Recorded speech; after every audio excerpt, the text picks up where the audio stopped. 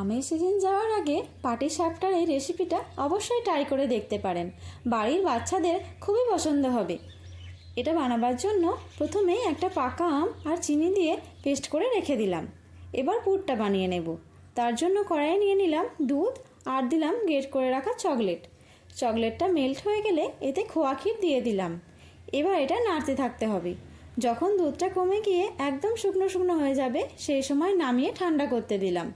এবার মিক্সিং বলে নিয়ে নিলাম ময়দার অর্ধেক সুজি আর সুজির অর্ধেক চালের গুঁড়ো। আশা করি মাপটা আপনারা বুঝতে পেরেছেন। এবার আমের পাল আর অল্প নুন দিয়ে ভালো করে মিশিয়ে দুধ দিয়ে একটা ব্যাটার বানিয়ে নিলাম। তারপর প্যানে তেল ব্রাশ করে ব্যাটারটা দিয়ে ভালো করে স্প্রেড করে নিলাম। এরপর বানিয়ে রাখা পুরটা দিয়ে দুদিকটা মুড়ে দিলাম। এইভাবে সবকটা পাটিসাপটা বানিয়ে উল্টে পাল্টে ভেজে পরিবেশন করলাম চকলেট সন্দেশের পুর দিয়ে আমের পাটিসাপটা।